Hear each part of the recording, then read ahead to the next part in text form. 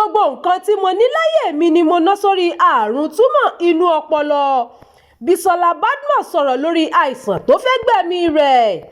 Ajá tó relé ẹkùn tó bọ̀, kàkì ajá náà kú ewu. Báyìí lórí pẹ̀lú gbajúmọ̀ òṣèré tíátà Yorùbá ni Bisola Badmus tó ṣiṣẹ́ abẹ túmọ̀ inú ọpọlọ tó sì tún gbádùn báyìí.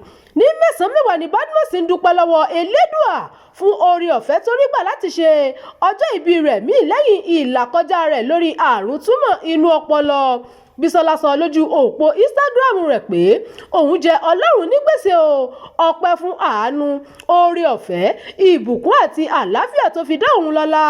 Bisola fi orin bẹnu báyìí pé ọwọ́ rẹ ni mo rí, ọwọ́ rẹ ni mo rí, ìgbà tí ayé dán mi wò ọwọ́ rẹ ni mo rí, kò sí nǹkan tí mo lè sọ ju ẹ ṣeun lọ, àgbànímọ̀gbàtàn ẹ ṣeun bàbá.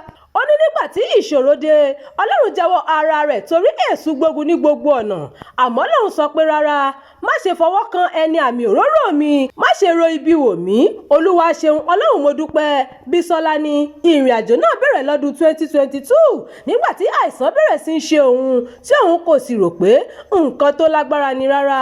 Gbajúmọ̀ òṣèré náà sọ pé ìyàlẹ́nu ló jẹ́ fún òun pé nígbà táwọn dókítà ní òun ti lárùn túmọ̀ inú ọpọlọ, ó ní gbogbo nǹkan tó ń ṣiṣẹ́ fún láyé lòun náà lórí àìsàn náà. Díẹ̀ ló kù kí n bá àìsàn náà lọ, ṣùgbọ́n ọpẹ́ ni fún Elédùà tó dá mi sí. Mi ò gbàdúrà irú nǹkan tí mo là kọjá fún ẹnikẹ́ni, kódà mi ò gbàdúrà irú rẹ̀ fún ọ̀tá mi gan-an, àmọ́ mo dúpẹ́ àyè ọpẹ́ yọ, ara mi ti yá báyìí. Ìdí nìyí tí mo fi wà níbí lónìí láti fi ọpẹ́ fún Ọlọ́run torí ara mi ti yá báyìí. Mo dúpẹ́ lọ́wọ́ Ọlọ́run wípé kò já mi kulẹ̀. Bisola kò ṣàì dúpẹ́ lọ́wọ́ gbogbo èèyàn tó dúró tì lásìkò tó fi ṣe àìsàn náà. Gbajúmọ̀ òṣèré náà ní ẹ ṣeun mo dúpẹ́, mi ò lè dúpẹ́ tán lọ́wọ́ yín, mi ò lè máa dárúkọ gbogbo èèyàn ní ọ̀kọ̀ọ̀kan, ṣùgbọ́n Ọlọ́run mọ gbogbo yín, ó sì rí gbogbo yín, mi ò ní fi irú rẹ̀ san fún yín o. Badmus tún dúpẹ́ lọ́wọ́ àwọn ẹbí, ọ̀rẹ́ àtàwọn akẹgbẹ́ rẹ̀. Ẹ ṣé mo dúpẹ́, mo tún dúpẹ́ lọ́wọ́ ọmọkùnrin mi Abdulmalik Ọlásùnkànmí Àyìndé Marshal fún bí ó ti dúró tì mí lásìkò tí ogun le. Ọmọkùnrin mi ọ̀wọ́n, mo gbàdúrà pé Ọlọ́run yóò dá ọ sí nínú àlàáfíà pípẹ́. Mo dúpẹ́ fún ipa ribiribi tí o kó lórí mi, ikú òjijì kò ní já ọgbà mọ́ mi lọ́wọ́.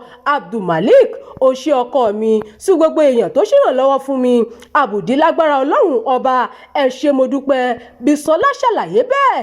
Badmus tún dúpẹ́ lẹ́ẹ̀kan sí lọ́wọ́ Elédùà fún àǹfààní láti rí ọjọ́ ìbí rẹ̀ míì.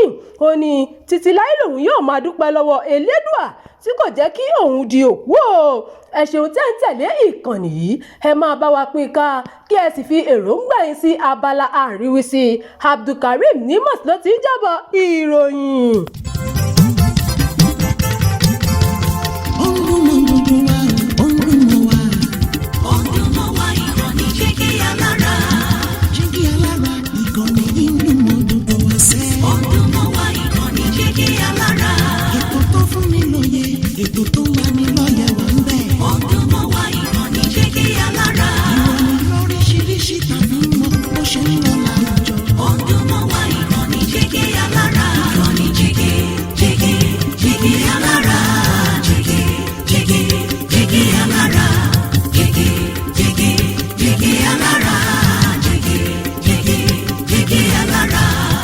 Ìkànnì Jígí Alára 24, bàbá gbogbo.